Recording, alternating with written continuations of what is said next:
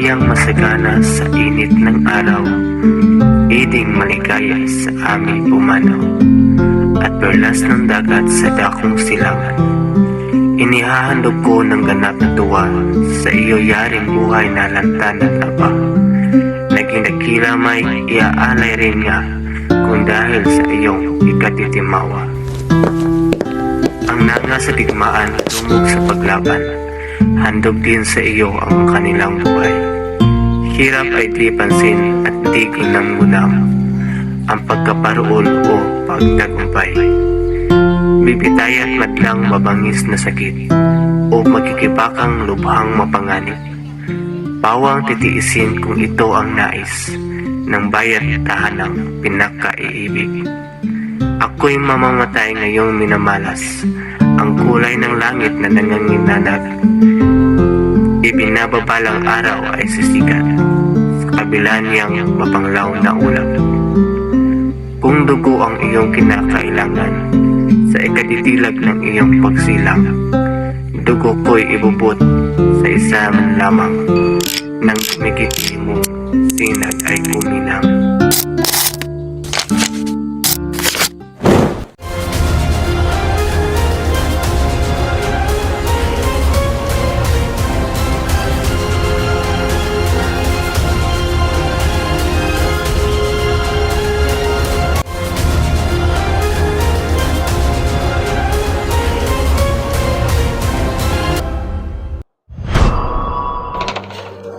Yesterday, Governor General Espojo's decree contained my deportation to one of the islands in the south, which is Dapitan to be exact.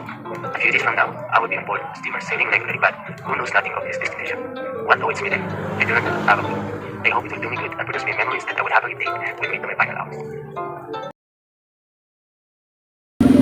Minobre, I am Kapitan Carnicero, and welcome to my humble home. Precious Kapitan. Precious Kapitan. Padre, this is Dr. Jose Rizal.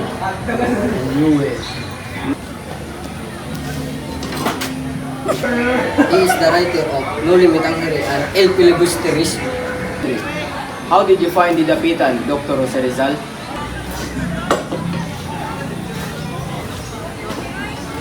I found it rather lowly and quiet. And we will get used to it. Moving on. Based from the letter of Gobernador General, you are given a chance to live wherever you want to stay. No! I will not let this bastard live in my house unless you will come back to Catholicism and confess your sins against passion. Don't worry, Padre. I will stay at Kapitan Carnicero's house. You're already set in Hong Kong. Why did you came back? I came back because the battle is here for fighting for the reforms. What reforms are you talking about? This reform is active, likely upon for those who do. Doktor, hinahanap po kayo sa loob. Finally, Kapitan, I can build my clinic and school here. I am very happy for you, Doctor. How are you, Pepe? I'm fine for loneliness, Padre. And how did they take you here? Kapitan Carnicero has been a good friend and also very kind. You must accept Pepe because you are the famous writer. Yes, I am glad and happy that you come and visited me, Padre. I will be thankful to you, Pepe. The Archbishop implement to you to go back in Catholicism. You know, I'm only attacking the evil friars, Padre. See, it's not stock, Pepe. I wish Indor to stay here.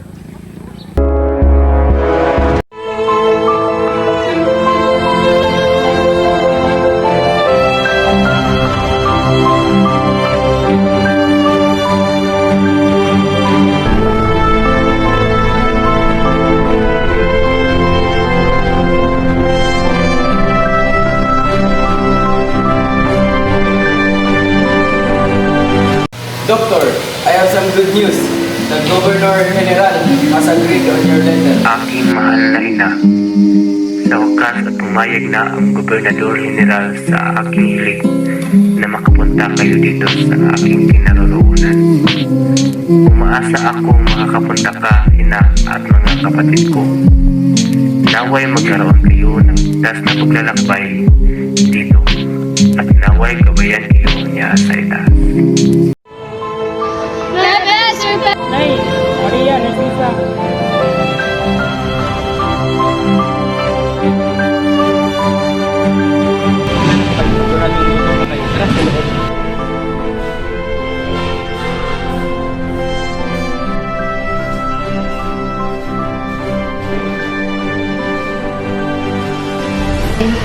Kumusta na si Tainay? Okay lang yung Pepe. Okay lang po ako, Nay. Kumusta na po pala si Leonor? Naalala niyo po ba ako? Alam mo naman Pepe na si Leonor ay inakasal siya ng isang malaking British, di ba? Ngunit hindi siya masaya. Nasaan na po siya ngayon?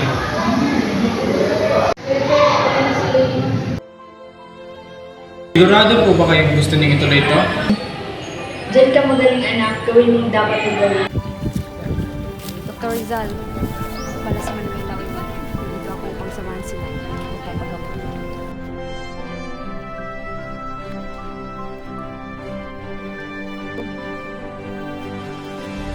Dr. Rizal, this is Mr. Tupper at ang anak niya si Joseph.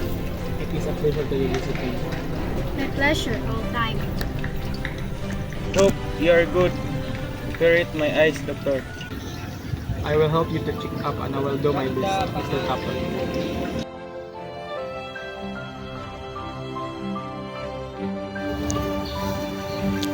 And how does this beautiful lady find you? It's so beautiful. It's like a flower, so bright, breathtaking. Your country is so beautiful.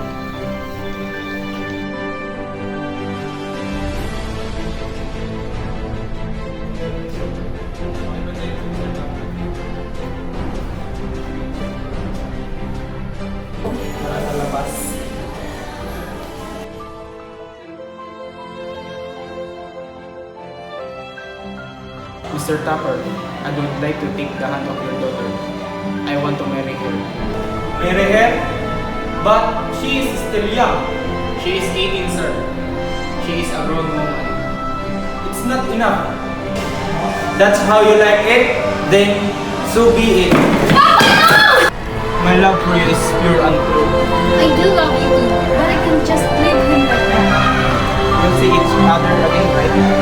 I don't know, but God will find me. I'll be waiting for you. What a beautiful view. Yes, it is. Wow, you come back. Yes, I am.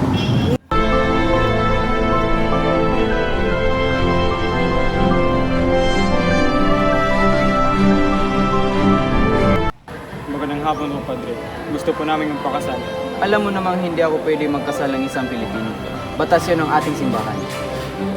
Wala na bang ibang paraan? Wala namang problema sa papakasalan.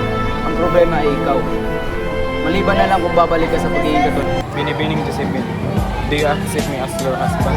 Yes, I do. I accept you as my husband. God is our witness, and declare as husband and wife. Dr. Pepe, andito ng sulat. Umayag ng gobernador ng Espanya na manilbihan ka bilang doktor sa Cuba. Noong isang taong pa hinintay ito. Noong isang taong mo pa hinintay ito. Akala ko ba magiging masaya ka, doktor? Pepe, malaya ka na. Pero bakit kailangan pumunta ng isang buwan para masyamahan? Marami pa akong kailangan gawin. Umalis ka na. Umalis tayo. Di ba Nanirahan sa lupang ito. Nakatagpo ng iba't ibang klaseng tao na nagpatatag sa aking buhay. Nagkaroon ng mga taong naging parte ng aking pamilya. Nakamit ang pangarap na manilbihan bilang isang doktor at magtuturo sa mga kabataan.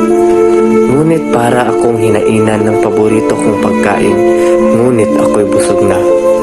Nakamit ko nga ang kalayaan, ngunit mabigat naman sa aking kalooban ang paglisan sa lugar na ito. Paalam, mamamayan ng dapitan.